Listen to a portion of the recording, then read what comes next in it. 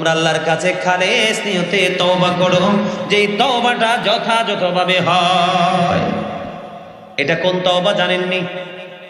এই তওবাটা হলো আমি জীবনে যে গুনাহ করেছি, গুনার জন্য অল টাইম লজ্জিত থাকা। কি থাকা? আমি যে অতীতে একটা পাপ করেছি, এটা ব্রেনের মধ্যে সেটআপ দিয়ে দিয়েছি, জীবনে আর কোনোদিন পাপ করব না, সেই প্রতিশ্রুতি দেওয়া। বান্দার হক যদি নষ্ট করে থাকি রে, সেটা আমার তার কাছে ফিরিয়ে দেওয়া, অন্যথায় তার কাছ থেকে ক্ষমা নিয়ে আসা। আল্লাহর যে অর্ডার আমি এতদিন অমান্য করেছি, এটা আবার যথাযথভাবে ফিল আপ করা। কথা বোঝেন? শয়তান কি চায়? আমাদেরকে শেষ পর্যন্ত বন্ধু ধোঁকা দিয়ে দিয়ে প্রদ্রষ্ট করবে। হাদিস শরীফের মধ্যে এসেছে, আমার নবী জানিয়ে দিয়েছে, আমার আল্লাহ খবর জানিয়ে দিয়েছে, রে আমার বান্দা, আমার প্রিয় হাবিবুল্লাহর উম্মত, আমি আল্লাহ কথা দিয়ে দিলাম রে, আমিও ওই পর্যন্ত তোমাদেরকে ক্ষমা করতে থাকবো যেই পর্যন্ত আমার কাছে তোমরা ক্ষমা চাইতে থাকবা। এত প্রেমের খবর বন্ধু, এত মায়ার খবর রে বন্ধু, এত এক মধুর বন্ধন। আমি একটা আয়াত তেলাওয়াত করেছিলাম, আপনাদের মনে আছে কিনা? শুরুতে আমি বলেছিলাম ফি আইয়ি সূরাতিম মা শাআ রাক্কাবা। মনে আছে নি? মাঝখানে আয়াতটা তেলাওয়াত করেছিলাম। আল্লাহ আয়াত দ্বারা কি বুঝাইছে? আল্লাহ বলতেছে, আমার বান্দারা, আমি আল্লাহ তোমাদেরকে আমার মন মতো করে বানাইছি। আমার মা বোনেরা যারা আমার আলোচনা শুনতেছেন, সবাইকে বলবো, আমার নবী বলেছেন আল্লাহ রাব্বুল আলামিন বান্দার জন্য কত সুযোগ রেখেছে। কেউ যদি আল্লাহ রাব্বুল আলামিনকে ভয় করে, পরকালের চিন্তা করে, কেউ যদি পাপ করার পরে চোখ একটা মাছির মাথার সমপরিমাণ, হাদিস শরীফের মধ্যে এসেছে, কিসের সমপরিমাণ? মাছির মাথার সমপরিমাণ চোখের পানি যদি কেউ ফালায় রে, আমার আল্লাহ তার জন্য জাহান্নামের আগুনকে হারাম করে দিবে। নবীর কথার কোনো গলদ আসেনি, কোনো সন্দেহ আসেনি। যদি সন্দেহ থাকে, ঈমান থাকবে না। বন্ধু, ইংলিশম্যানরা পর্যন্ত আমার নবী সম্পর্কে চমৎকার বয়ান দিয়েছে। আপনি মুসলমান হিসাবে যদি মানতে না পারেন, আমি মনে করি ওই যে ওমর যেই বিচার করেছিল, বেঈমান এবং ইমানদারের বিচার হয়েছিল কার? তার মানে বেঈমান এবং মুসলমানের বিচার হলো। রায়টা চলে গেল বেঈমানের পক্ষে। কার রায়টা? চলে গেল বেঈমানের পক্ষে। মুসলমান মানতে পারলো না, বিচারক নবী। এবার ওমরের কাছে চলে গেলেন।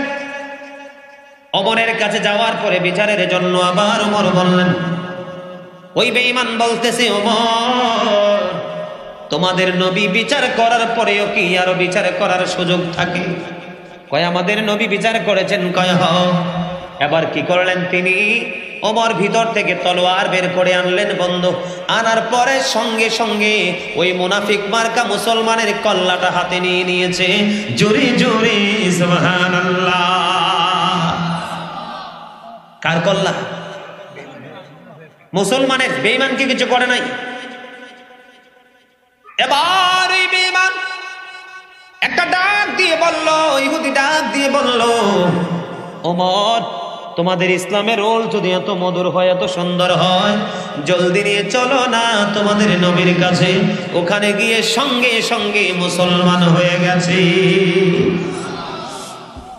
আর আমরা মুসলমান হয়ে বেঈমান কাফেরদেরকে ফলো করছি। লজ্জা কোথায় রাখবো?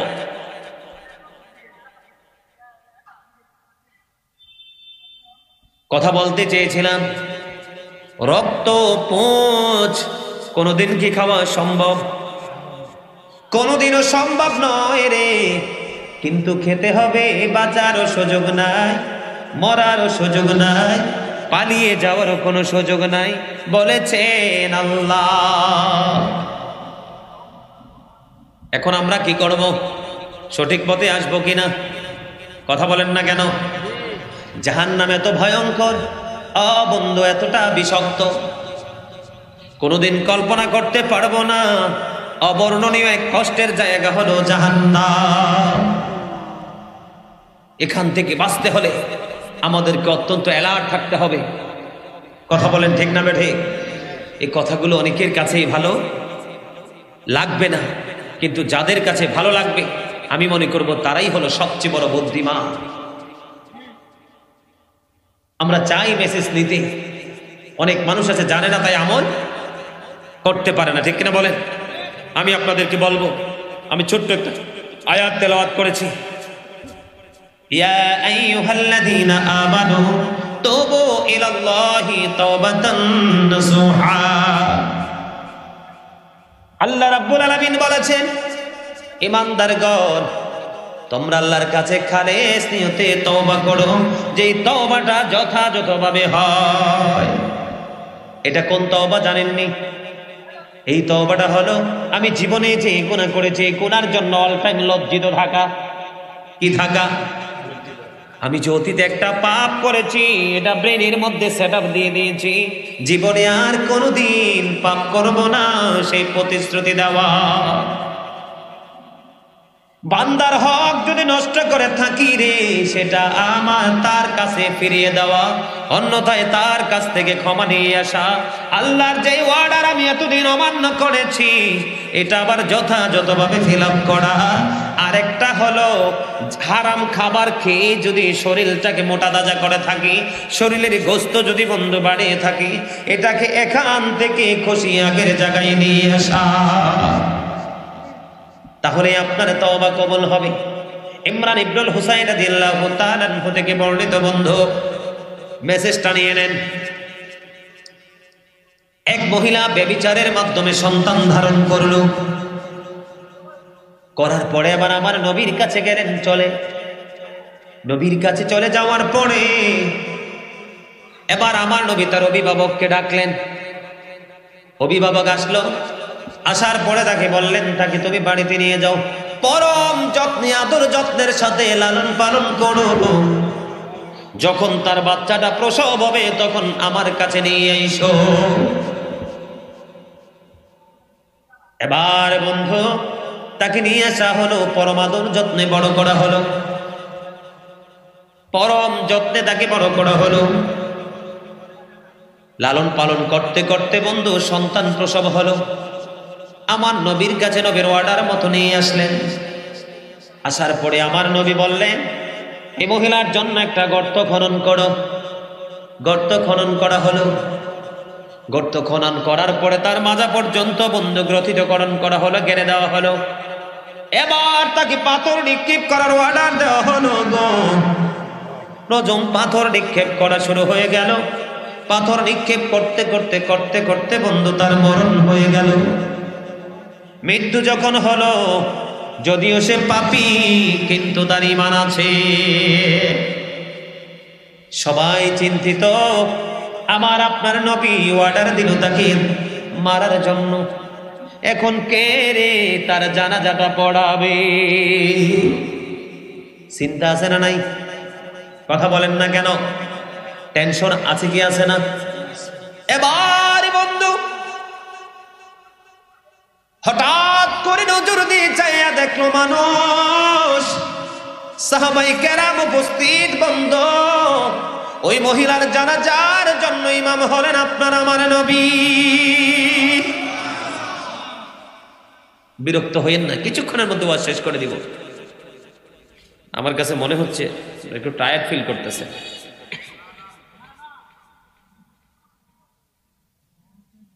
আমার নবী তার জানাজার নামাজটা পড়িয়ে দিল। বন্ধু এখানেও নবীর প্রেমিক থাকতে পারে, ওয়াজ শুনে হেদায়েতের চিন্তা থাকতে পারে, হয়তোবা মাইকের আওয়াজ যেখানে যাচ্ছে ওই কর্নারে একজন আল্লাহর পাগল থাকতে পারে।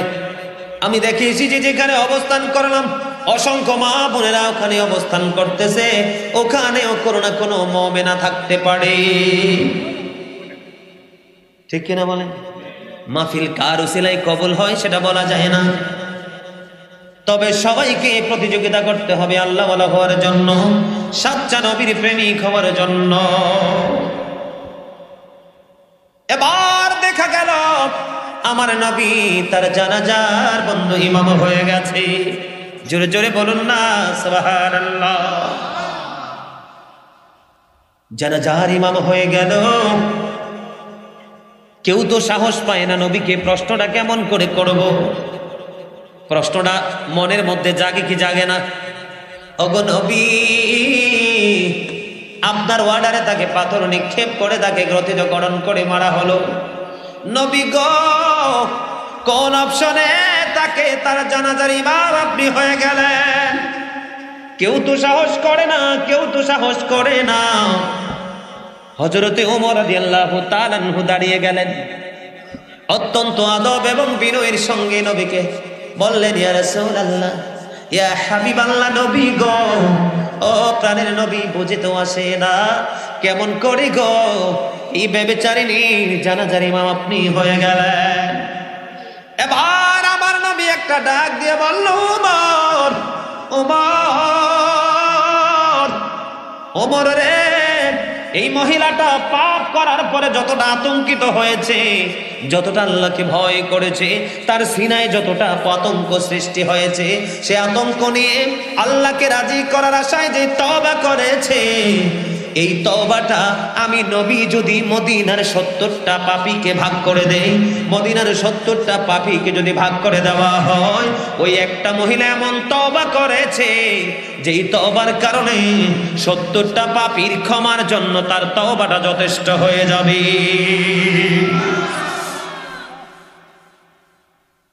আপনি আমি কি সেইভাবে তওবা করতে পারবো? ইনশাআল্লাহ বলতে পারেন? ওই যে আমার ভাই এদিক থেকে বলছে ইনশাআল্লাহ। পারবেন না তওবা করতে? আর জোরে বলেন না, পারবেন না? আদম সফিউল্লাহ, যাকে আল্লাহ ক্ষমা করেছেন, আদম হ্যাজ বিন ফরগিভেন বাই আল্লাহ। আদমকে আল্লাহ ক্ষমা করে দিয়েছেন, ঠিক কিনা বলেন? মূসা নবীকে আল্লাহ বলেছেন, মূসা কালিমুল্লাহ, মূসা স্পোক টু আল্লাহ, মূসা আল্লাহর সাথে কথা বলেছেন। Ismail is to sacrifice to Allah, Ismail আলাইহিস সালামের জন্য আল্লাহ স্যাক্রিফাইস করেছে, কি করে নাই? এই জন্য তার নাম হয়েছে ইসমাইল জাবিউল্লাহ, ঠিক কিনা বলেন? ইব্রাহিমকে আল্লাহ রাব্বুল আলামিন, Ibrahim is the friend of Allah, ইব্রাহিমকে আল্লাহ বন্ধু বানাইছে, ঠিক কিনা বলেন? আল্লাহ বলেছেন ইব্রাহিম খলিলুল্লাহ। আর আপনার আমার নবী সম্পর্কে আল্লাহ বলেছেন মুহাম্মাদুর রাসূলুল্লাহ সাল্লাল্লাহু আলাইহি ওয়াসাল্লাম ইজ দ্য মেসেঞ্জার অফ আল্লাহ। সেই জন্য আমরা দামি। কে কথা কয় না? স্টেজে আইসিজে হয়ে গেছে অনেক সময়, 12:15 বাজে যাইতেছে, কিছুক্ষণের মধ্যে শেষ করে দিবে, এরপর বাজে আরামসে ঘুমাইবেন, টেনশন করার কিছু কারণ নেই। এই জন্য বেশিরভাগ প্রোগ্রাম করি চট্টগ্রাম। কোথায়? এক বিশাল এক প্রেমের শহর, প্র্যাকটিক্যালি না দেখলে বোঝার উপায় নাই। চট্টগ্রামে আমার জীবনে যত ওয়াজ করেছি, সবচেয়ে বেশি ওয়াজ আমার জীবনে করেছি চট্টগ্রাম। প্রত্যেকটা আনাস কানাস অলি গলি মনে হয় যে নবীর প্রেমে ভরপুর। ওখানে মাহফিলকে ঘিরে একটা দোকান পর্যন্ত বসে না, বিশ্বাস হয় আপনাদের? যেই দিন মাহফিল হবে সেই দিন মনে হয় চট্টগ্রামবাসীর শ্রেষ্ঠ ঈদের দিন থাকে। জোরে বলেন না আলহামদুলিল্লাহ? আরো জোরে। বন্ধুরে আমার, শয়তান বলেছে আল্লাহর বান্দাকে বন্ধু শেষ পর্যন্ত বন্ধু গোমরা করতে থাকবে, লাগবে না চা, আমি চা খাই না।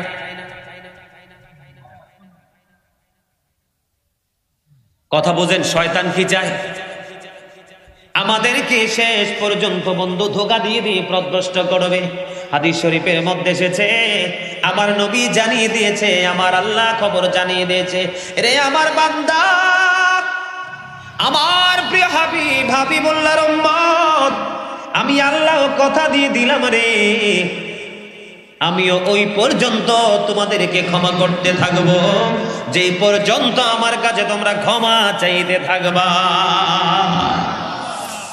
এত প্রেমের খবর বন্ধু, এত মায়ার খবর রে বন্ধু, এত এক মধুর বন্ধন।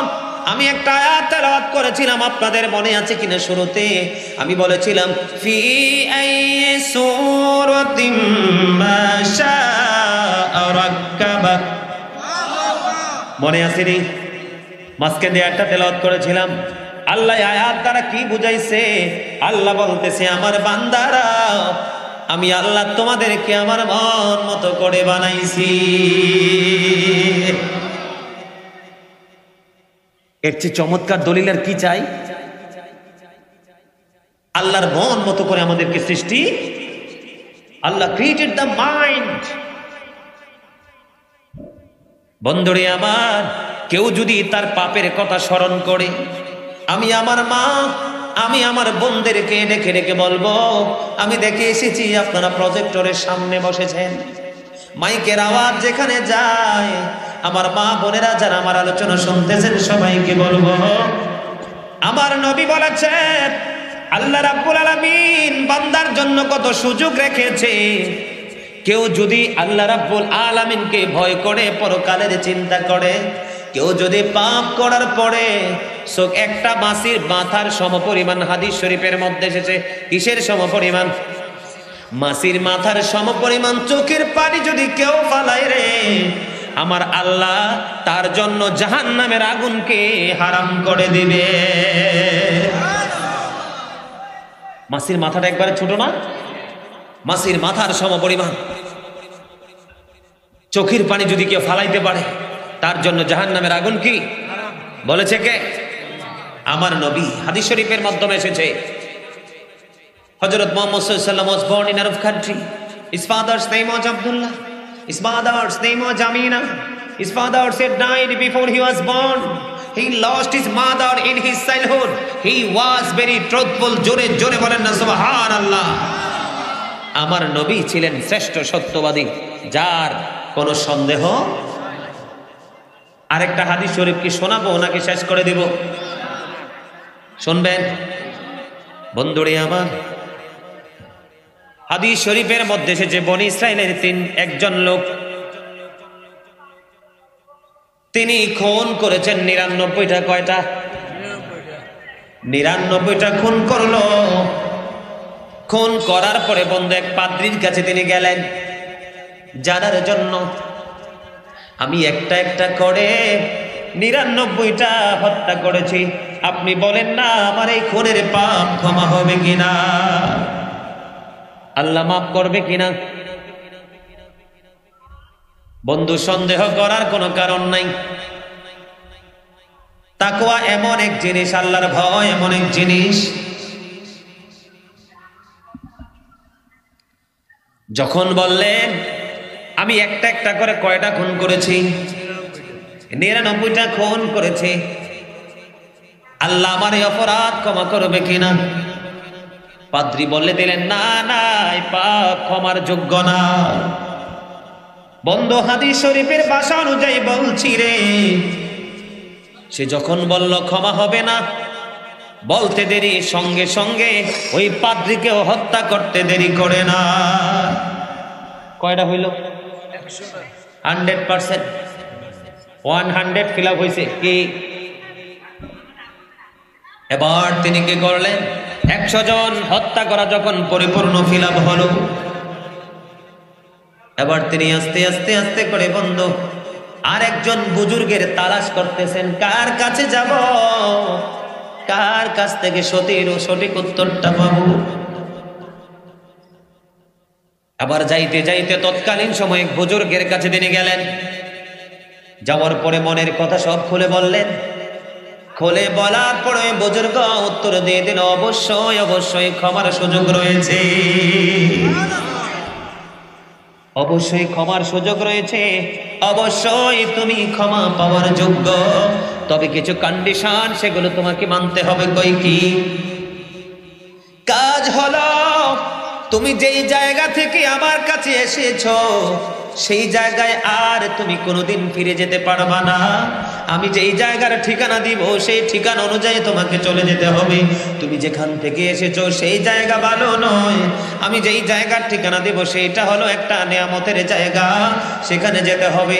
ওখানে গিয়ে তুমি তাদের সাথে মেলামেশা করবে, আমল করবে, আল্লাহ ক্ষমা করে দেবে। বন্ধু, ব্যতিক্রমে প্রেমের গল্প সাজানো হলো গো এই পৃথিবীর বান্দাগুলোকে শিক্ষা দেওয়ার জন্য। লোকটাকে যখন বলল যেখান থেকে এসেছো আর সেখানে রিটার্ন করতে পারবা না, আমি যেই দিক নির্দেশনা দিব সেখানে তোমাকে যেতে হবে, উনি মানলেন। মানার পরে তিনি আস্তে আস্তে করে বন্ধু ওই জায়গার দিকে রওনা হলেন। রওনা হওয়ার পরে মাঝামাঝি কিছু দূর যাওয়ার পরে বন্ধু দুই দল ফেরেশতা এসে গেল। কয় তোমার তো মরণের সময় হয়ে গেছে। এক দল হলো বন্ধু জান্নাতি, আরেক দল হলো জাহান্নামী। এক দল হলো নিয়ামত, আরেক দল হলো কিয়ামত। এক দল বলতেছে, জাহান্নামীরা বলতেছে তোমার প্রাণ পাখি আমরা নিয়ে যাব। তার কারণ হলো তোমার জীবনে শুধু পাপ আর পাপ করেছো। এবার জান্নাতীরা বলতেছে না না, তার রুহু তোমরা নিতে পারবা না, তার রুহু কবজ করবো আমরা। কারণ তার এখনো এখন আল্লাহ আল্লাহর পথে সে কদম বাড়িয়ে দিয়েছে। খুন করছে কয়টা? 100টা। রওনা দিয়েছে আল্লাহকে পাওয়ার উদ্দেশ্যে রাস্তায়। দুই পক্ষের মধ্যে বন্ধু সংঘর্ষ আছে না নাই? পক্ষ বিপক্ষ আছে না নাই? বন্ধুরি আমার, দুই পক্ষের সাথে তর্ক বিতর্ক চলতেছে। কার কি চলতেছে? এই পক্ষ বলে আমরা নিব, ওই পক্ষ বলে আমরা নিব। বন্ধু হাদিস শরীফ থেকে যেটা পেয়েছি সেটা জানাচ্ছি। এই দুই পক্ষের তর্ক বিতর্কের অবসানের জন্য আল্লাহর মনোনীত এক ফেরেশতা আল্লাহ পাঠাইয়া দিলেন। আসার পরে উনি বললেন, দুই পক্ষের সমাধানের লক্ষ্যে আমি কাজ করব, মানতে রাজি কিনা? দুই পক্ষ মেনে নিলেন, আমরা মেনে নিব, আমাদের মধ্যে কোনো আপত্তি নাই। এবার ওই ফেরেশতা ডেকে ডেকে বলল, একটা কাজ করো। কাজটা হলো কি? দুই দিকের রাস্তাটাই মাপতে হবে। সুবহানাল্লাহ বলেন না? আরো জোরে। সে যেই দিকে ঢুকেছে এই দিকের দিকে যদি বেশি আগে থাকে রে, তাহলে তার প্রাণ পাখি নিবে জান্নাতীরা।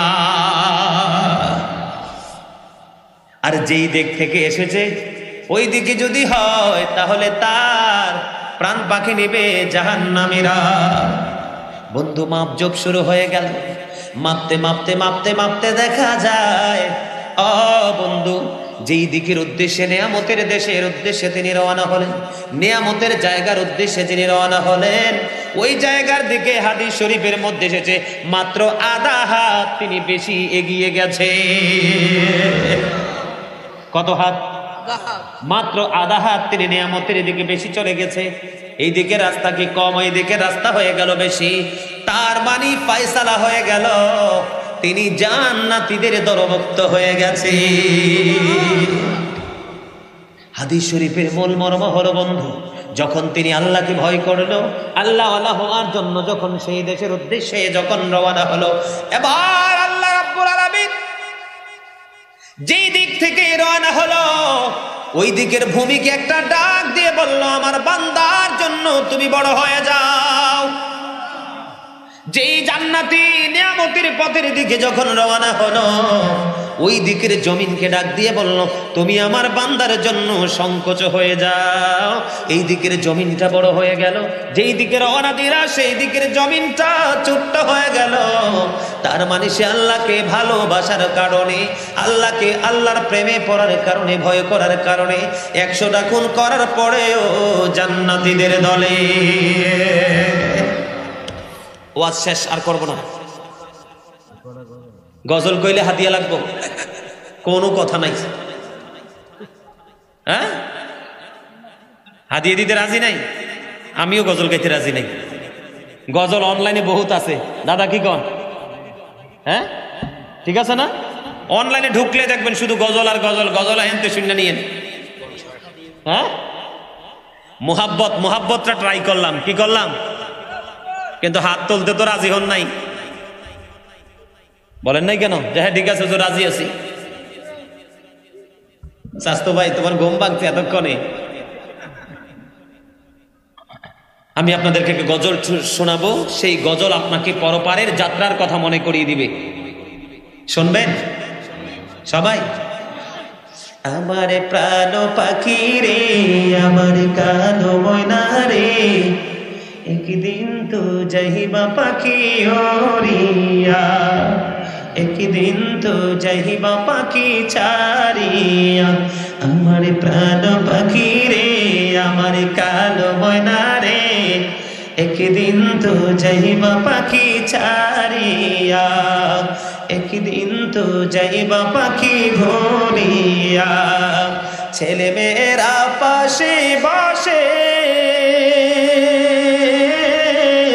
কান্দিবে পাগলের বেশে। হাইরে ছেলে মেয়েরা পাশে বসে কান্দিবে পাগলের বেশে। চোখের জলে পড়বে কোরআন খুলিয়া, চোখের জলে পড়বে কোরআন খুলিয়া। আমার প্রাণ পাখি রে, আমার কালো ময়না রে, একদিন তো যাইবা পাখি ওড়িয়া, একদিন তো যাইবা পাখি ছাড়িয়া। বড়ই পাতার গরম জলে আরে শোয়া বসারির তলে। হাইরে বড়ই পাতার গরম জলে শোয়া বসারির তলে। গোসল করাইবে তোমায় আসিয়া, গোসল করাইবে তোমায় আসিয়া। আমার প্রাণ পাখি রে, আমার কালো ময়না রে, একদিন তো যাইবা পাখি ছাড়িয়া। বলেন ঠিক না? এই পরিস্থিতি কি আমাদের জীবনে আসবে না? কথা বলে আসবে কিনা? আরো জোরে বলেন আসবে। মরণের কথা মানুষ স্মরণ কেন করো না, আজরাইলা শিলে করো কফিয়ত চলবে না। বলেন মরণের কথা মানুষ স্মরণ কেন করো না, আজরাইলা শিলে করো কফিয়ত চলবে না।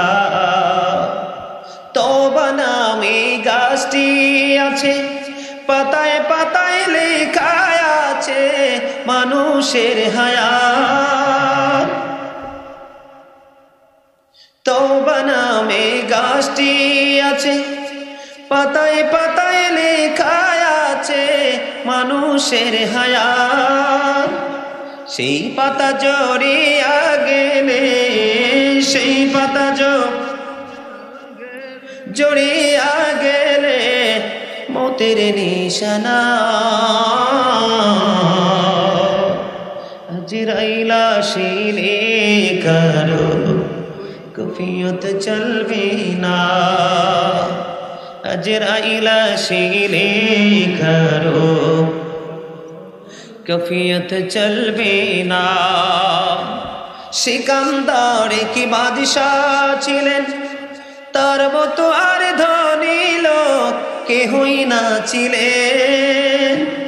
খালি হাতে চলে গেলেন, খালি হাতে চলে গেলেন, কিছুই নিতে পারলেন না। আজরাইলা শিলে করো কফিয়ত চলবে না। ঠিক না ভাই? ঠিক কথাগুলো কি বাস্তব কথা না? আর জোরে বলেন বাস্তব না? মাটির পিঞ্জিরা ভাঙ্গিয়া চুরিয়া, একদিন তো যাইবে পাখি ছাড়িয়া, ছাড়িয়া। বলেন মাটির পিঞ্জিরা ভাঙ্গিয়া চুরিয়া, একদিন তো যাইবে পাখি উড়িয়া, উড়িয়া। ছেলে মেয়ে আসিয়া কাঁদবে চিৎকার মারিয়া, জন্মের তোরে বাবাই যাই রে ছাড়িয়া, ছাড়িয়া আলেমগণকে ডাকিয়া গরম পানি করিয়া সাবান মেখে দিবে গোসল কড়াইয়া কড়াইয়া বলেন মাটির পিঞ্জিরা একদিন তো যাইবে পাখি উড়িয়া উড়িয়া আলেমগণকে ডাকিয়া গরম পানি করিয়া সাবান মেখে দিবে গোসল কড়াইয়া কড়াইয়া জানাজা পড়াইয়া মুর্দার খাটে চড়াইয়া কবর দেশেতে নিবে কান্দিয়া কান্দিয়া কবরেতে রাখিয়া মাথার মুষ্টি খুলিয়া লাফ মারিয়া উঠবে তোমায় ছাড়িয়া ছাড়িয়া বাঁশের ওই চাল বানাইয়া কলা পাতা বিছাইয়া বলেন বাঁশের ওই চাল বানাইয়া কলা পাতা বিছাইয়া দুই পা দিয়া মাটি দিবে পারাইয়া পারাইয়া ওই বাস বাগানে রাখিয়া সবাই যাবে চলিয়া যার যার ঘরে রইবে সবাই ঘুমাইয়া ঘুমাইয়া এই হইল ভাই দুনিয়া কেউ তো কারো আপন না আল্লাহ ছাড়া আর তো আপন পাইবানা পাইবানা আলেমগণকে ধরিয়া এলেম কালাম শিখিয়া রোজা নামাজ লওরে সাথী বানাইয়া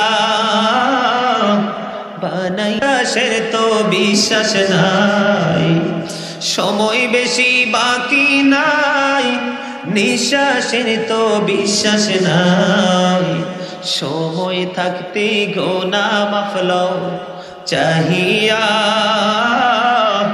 চাহিয়া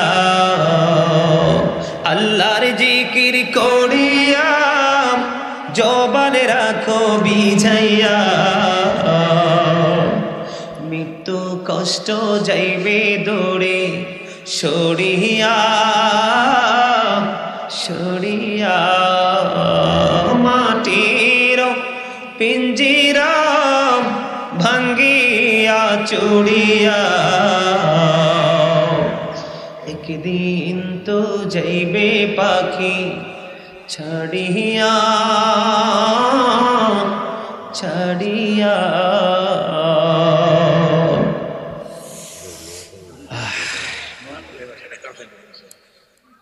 এই গজলে কি ওয়াজ আছে না?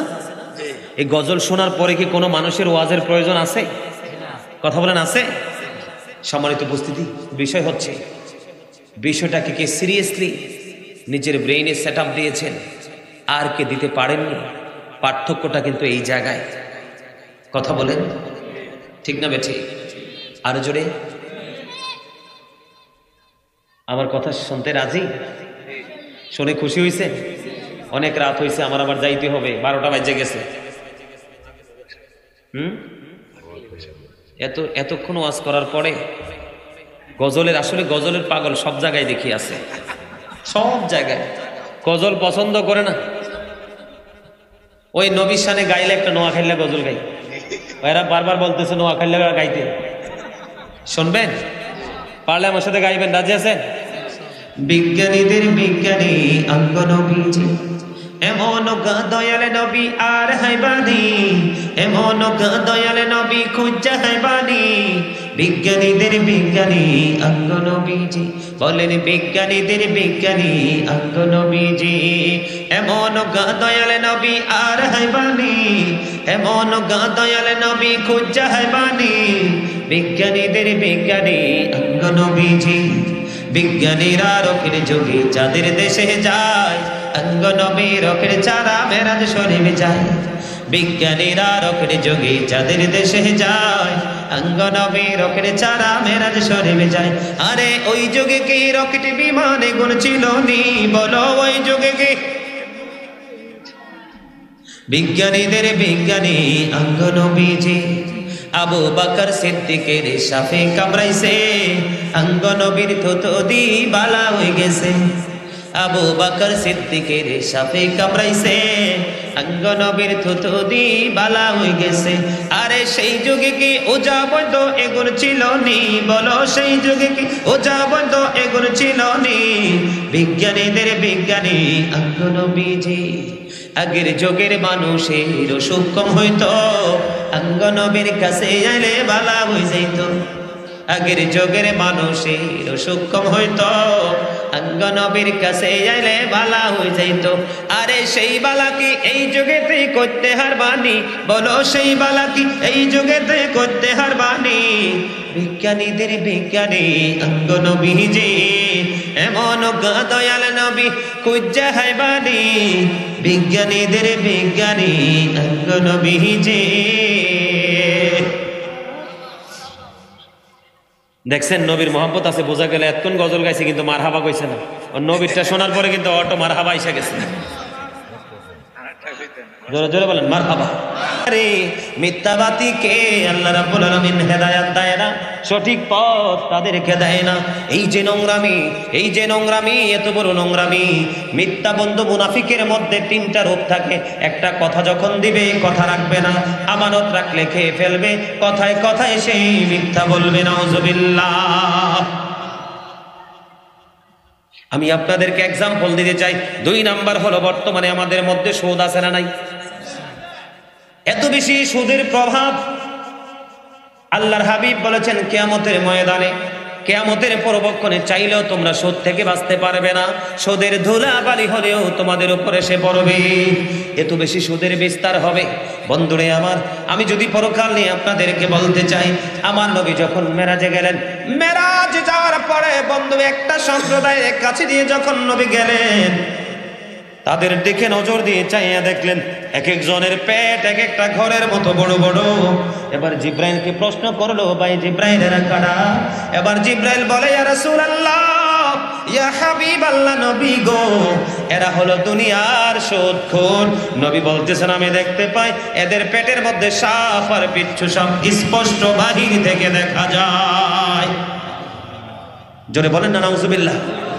আরো জোরে, আরেকটু মহাব্বতে একটু খেয়াল করেন। সুদের মাধ্যমে যে টাকা হয়, এই টাকা দিয়ে মা বাবা বা যেই সুদ খায় তিনি বাজারে যায়, বাজার করে এনে বন্ধু গৃহিণীকে দেয়, হাউস ওয়াইফকে দেয়, চাকে দেয়।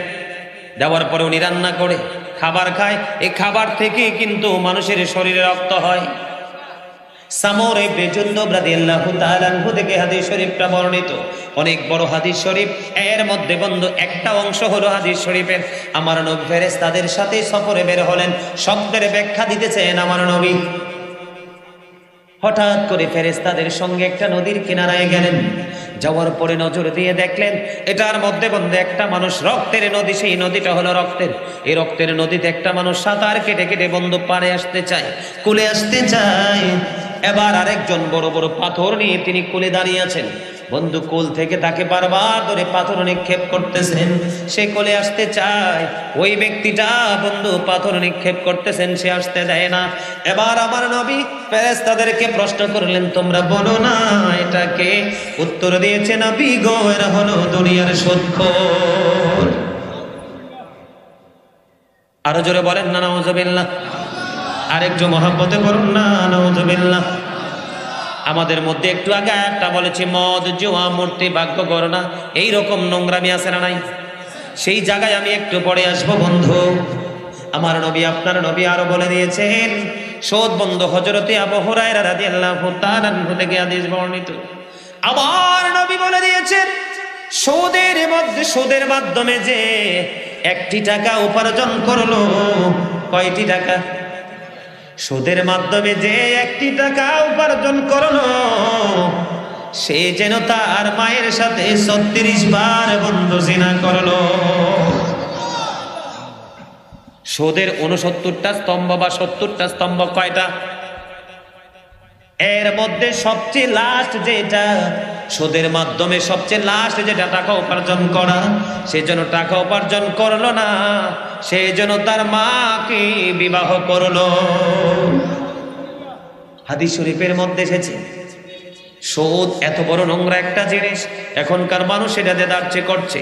বন্ধুরা আমার, যিনি সুদ খায়, যিনি সুদ দেয়, যিনি সুদের সাক্ষী হয়, যিনি সুদের স্টাম্প লেখে, যিনি সুদের টাকা আদান প্রদান করে, সবার জন্য সমান অপরাধী, কাউকে ব্যতিক্রম করা হবে না।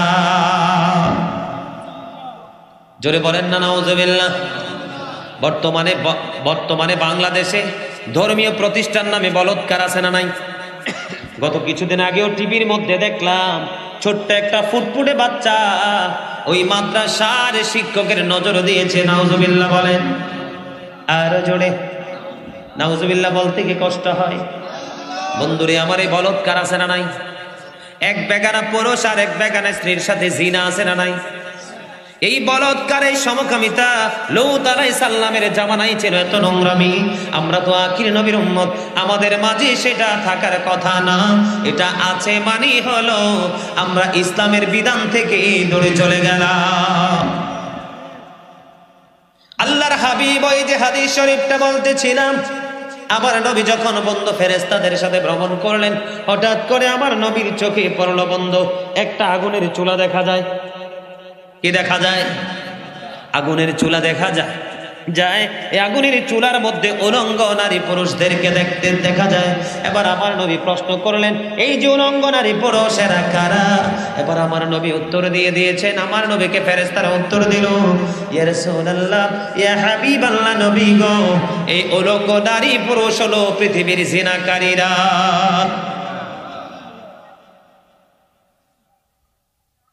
বন্ধুরে আমার, আর বলৎকার মানি হলো বন্ধু অবৈধ মেলামেশা। এটাই হলো বন্ধু সবচেয়ে বড় ইমানদারের জন্য নোংরামি। বলে হুজুর, ইমানদার যখন ইমানদার থাকে সেই কাজ কিভাবে করে? আবু হুরায়রা রাদিয়াল্লাহু তাআলা আনহু থেকে বর্ণিত, আমার নবী বলে দিয়েছেন বন্ধু, যখন কেউ চুরি করে তার মাঝে ঈমান থাকে না, যখন কেউ জিনা করে তার মাঝে ঈমান থাকে না। জোরে জোরে বলেন না নাউজুবিল্লাহ। এই যে নোংরামি আমাদের মাঝে আছে না নাই? আরো জোরে বলেন। এমনি করে করে প্রত্যেকটা জায়গা নষ্ট হয়ে গেছে, যেটা মুসলমানের জন্য মোটেও কাম্য নয়। আপনাদেরকে আমি আরেকটা তথ্য দিয়ে রাখি। সূরা ইউনূসের 44 নম্বর আয়াত আল্লাহ স্পষ্ট করেছেন, ইন্নাল্লাহা লা ইয়াজলিমুন নাসা শাইয়্যান ওয়ালাকিন্নান নাসা আনফুসাহুম ইয়াজলিমুন। আল্লাহ বলেছেন, ইন্নাল্লাহা লা ইয়াজলিমুন নাস, আমি আমার বান্দার উপর অত্যাচার করি না। শাইয়্যান ওয়ালাকিন্নান নাসা আনফুসাহুম ইয়াজলিমুন, বান্দা নিজের উপর অত্যাচার করে। জোরে জোরে নাউজুবিল্লাহ। বিষয়টা ক্লিয়ার না? এনে কোনো সন্দেহ আছে? আল্লাহর বান্দার উপর অত্যাচার, বান্দা নিজের উপর অত্যাচার করে, তাহলে কাউকে দোষ দেয়া যাবে কিনা বলেন? কথা বলেন না, দোষ দেয়া যাবে কিনা? বন্ধু, ছোট্ট করে বলে আমি আজকে জাহান্নামের বয়ানটা একটুখানি করে শেষ করে দেব। আল্লাহর হাবিব সরকারে মদিনা তিনি বলেছেন, জাহান্নামীদের সবচেয়ে কম আযাব হলো আগুনের এক জোড়া জুতা। কি? আগুনের এক জোড়া জুতা জাহান্নামের সবচেয়ে কম আযাব। জুতা যখন পরিয়ে দেওয়া হবে, মাথার মগজ পর্যন্ত টকবক টকবক করবে। বন্ধু, এই দুনিয়াতে অসুস্থ হয়ে মারার সুযোগ আছে রে, কিন্তু পরকালে পিপল উইল নট ডাই। মানুষ মরতে পারবে না সেদিন। আল্লাহ বলেছেন ফিহা ওয়ালা ইয়াহইয়া, people will not be able to live that day, মানুষ বাঁচতেও পারবে না। ওমা হুম আনহা বিগাইবিন, people will not be able to escape that day, সেখান থেকে মানুষ পালাতেও পারবে না। নাউজুবিল্লাহ। কুরবানির ঈদের দিনে দেখবেন গোশত রান্না করলে গোশত টকবক টকবক করে উতরায়, ঠিক কিনা বলেন? এমন ভাবে মাথার মগজ উতরাবে, মানুষ বাঁচতেও পারবে না, মরতেও পারবে না, পালাতেও পারবে না। উপায় আসেনি বলেন? আরো জোরে বলেন, উপায় আসেনি? উপায় নাই রে বন্ধু। কেমন করে বন্ধু আপনাদেরকে বললে বুঝবেন? উপায় নাই, উপায় নাই। ও বন্ধু, উপায় নাই। এই যুগের মানুষের মোটেও উপায় নাই। আমি আপনাদেরকে বলবো, হযরত আবু হুরায়রা রাদিয়াল্লাহু তাআলা থেকে হাদিস বর্ণিত, আমার নবী, আপনার নবী, দো জাহানের বাদশা নবী কামলেওয়ালা জানিয়ে দিয়েছেন, রে আমার উম্মত, হৃদয়ের জানালা খুলে তোমরা সবাই শোনো। জাহান্নামের আগুন সম্পর্কে সারা জীবন শুধু শুনেছো। জাহান্নামের আগুনটাকে আল্লাহ 1000 বছর তাপ দিয়েছে, আগুনের রং হয়ে গেছে বন্ধু লাল। আল্লাহ কই না না, এই আগুনে হবে না, আরো 1000 বছর বন্ধু আগুনটাকে তাপ দিয়েছেন। হাদিস শরীফের মধ্যে এসেছে আগুনের রং হয়ে গেছে বন্ধু সাদা। আল্লাহ বলে না রে না, এই উত্তপ্ত আগুনেও হবে না। যেই পরিমাণ পাপ পৃথিবীর মানুষ কোরআন হাদিসকে ওভারটেক করে, নবী আল্লাহ নবীর কথা ওভারটেক করে করবে, এই আগুনে হবে না। আরো 1000 বছর আগুনটাকে তাপ দিয়েছেন, আগুনের রং হয়ে গেছে বন্ধু কালো। 3000 বছর আগুনটাকে উত্তপ্ত করে রেডি করে রেখেছে। এখন বর্তমানে জাহান্নামের আগুনটা একেবারে কালো অবস্থায় আছে। এটাকে 3000 বছর ধরে উত্তপ্ত করা হয়েছে। জোরে জোরে বলুন না নাউজুবিল্লাহ। সহ্য করতে পারবে? কথা বলেন না পারবো? সইতে পারবো না। সবচেয়ে বড় বন্ধু দুঃখ হলো, কলিজায় লাগে রে, কি হবে রে সেদিন আমাদের উপায়? বাঁচারও সুযোগ নাই, মরারও সুযোগ নাই, পালিয়ে যাওয়ারও কোনো সুযোগ নাই রে। সোনার গায়ের মানুষ, পাথরের মতো হৃদয় যদি হয় রে, সেই হৃদয় আমার মনে হয় গলে ঝর্ণা প্রবাহিত হবে। এই ভয়ঙ্কর তথ্যগুলো শোনার পরে, যে হৃদয় শোনার পরে কোমল হয় না, সেই হৃদয় পাথরের চাইতেও শক্ত, তার জন্য কোনো ছাড়ও থাকবে না।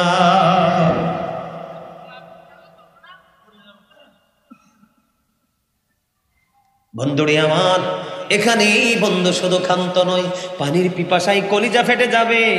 জাহান্নামীরা পানির জন্য পাগল হয়ে যাবে। হাদিস শরীফ প্রমাণ করে বন্ধু, তাদেরকে উত্তপ্ত গরম পানি ঢালা হবে, তাদের সব কিছু লিকুইড হয়ে যাবে রে, মোমের মতো হয়ে যাবে রে। ওই যে বলেছি, বাঁচারও সুযোগ নাই, মরার সুযোগ নাই, পালিয়ে যাওয়ার সুযোগ নাই। শুধু এখানে ক্ষান্ত না, আপনি সুদের মাধ্যমে হোক, ঘুষের মাধ্যমে হোক, অন্যায়ের মাধ্যমে হোক, জুলুমের মাধ্যমে হোক, অত্যাচারের মাধ্যমে, চুরি বলেন, ডাকাতি বলেন, অবন্ধ বিচারের মাধ্যমে ঘুষ নেওয়া বলেন, জোর করে জায়গা দখল বলেন, এবং তাদের সমর্থক বলেন। এখানে ছোট্ট একটা হাদিস শরীফ আমি আপনাদেরকে বলে রাখবো। আমার নবী জানিয়ে দিয়েছেন, আমাদেরকে সচেতন করেছে, আমার উম্মতের দল, তোমরা যখন দেখবে কোনো মানুষ অত্যাচারী হয়ে গেছে, তোমরা যখন কোনো মানুষ মানুষের উপর নিপীড়ন চালাচ্ছে, তোমরা যখন দেখবা মানুষ অত্যাচার শুরু করেছে, অত্যাচার দেখার পরেও, এটা বোঝার পরেও তুমি যদি তোমার সুবিধার জন্য অত্যাচারীকে তুমি সাপোর্ট করো, নবী বলেছেন সঙ্গে সঙ্গে তুমি মুসলমান থেকে খারিজ হয়ে গেলা। কারণ কোন মুসলমানকে কষ্ট দিয়ে সুখী হতে পারে না। কখনো কোনো ইমানদারকে কাঁদিয়ে বন্ধু সুখী হতে পারে না। যে বন্ধু আরেকজনকে কাঁদিয়ে দুঃখের আগুনে বাসিয়ে আনন্দ উল্লাস করে বন্ধু, সে কখনোই মুমিন হতে পারে না। আমার আলোচনার বিষয়টা ছিল বন্ধু, আপনি কি করবেন? এই যে অন্যায়, অত্যাচার, ব্যভিচার, জুলুমের মাধ্যমে অর্থ উপার্জন করলেন, এই অর্থ উপার্জন দিয়ে আপনি দুনিয়াতে মনে যা চায় তাই খাইলেন, কিন্তু পরকালের আচরণ পুরো ব্যতিক্রম। আমার নবী বলেছেন, জাহান্নামী যারা, পাপী যারা, অপরাধী যারা, তাদের জন্য আল্লাহ রাব্বুল আলামিন বরাদ্দ করে রেখেছে। কোরআন এসেছে বন্ধু একটা খাবার, সেটার নাম হলো জাক্কুম। বন্ধু সামনে আনতে দেরি রে, দাঁতগুলো ঝরে পড়তে দেরি হবে না। যখন কোনোভাবে পেটের মধ্যে যাবে রে, সব কিছু রিকুইট হয়ে বের হয়ে যাবে। এই মুহূর্তে যদি বন্ধু এই সোনারগাঁও তাহিরপুর ঈদগাহ সংলগ্ন আপনার মোহাম্মদ আলী সরকারের বালুর মাটি যদি একটা ফোঁটা জাক্ষুম করে, কয় ফোঁটা? একটা ফোঁটা জাক্ষুম যদি পড়ে রে, হাদিস শরীফ প্রমাণ করেছে, আল্লাহ রাসূল বলেছেন কিয়ামত হয়ে যাবে, আর এই দুনিয়াতে কোনোদিন সবুজ শ্যামল ফসল জন্ম হবে না, আর মানুষের প্রাণীর খাবার উপার্জন উৎপাদন করা কিয়ামত পর্যন্ত সম্ভব হবে না। এই জাক্ষুম জাহান্নামীদের জন্য বরাদ্দ রেখেছে। জোরে জোরে নাউজুবিল্লাহ। হাদিস শরীফ থেকে তথ্য পেয়েছে বন্ধু, আমার নবী বলেছেন পাপী জাহান্নামী নিকৃষ্ট মানুষের জন্য আরেকটা খাবার বরাদ্দ আছে। বলবো কি বলবো না? কথা বলেন, বলবো? আরো জোরে বলেন। আমি এই জন্য বন্ধু ছোট্ট একটা গজল লেখছি, অনেক বড়, কিন্তু ছোট্ট করে একটু শোনাবো, শুনবেন। আমার লেখা একটা গজল আমি প্রায় সময় গাই।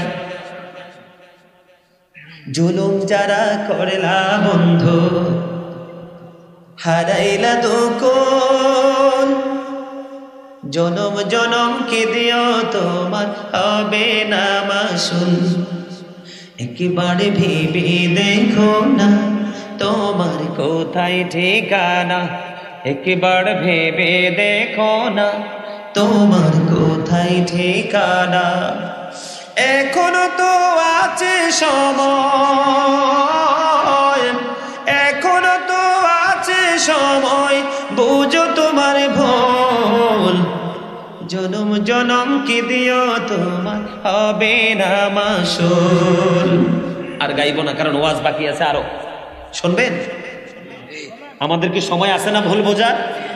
কথা বলেন, আছে কিনা? বন্ধুরে আমার নবী জানিয়ে দিয়েছেন, হাদিস শরীফের মধ্যে এসেছেন জাহান্নামীদের জন্য আরেকটা খাবার বরাদ্দ আছে। এই খাবারের নাম হলো তিনাতুল খাবার। ইয়া রাসূলুল্লাহ, ইয়া হাবিবাল্লাহ, নবী গো, এই তিনাতুল খাবারটা কি গো? জানতে বড় মনে চাই গো নবী। এবার আমার নবী উত্তর দিয়ে দিয়েছেন, এই তিনাতুল খাবারটা হলো আর একটা জাহান্নামের নিংড়ানো রক্ত পুজ ঘাম। জোরে জোরে নাউজুবিল্লাহ।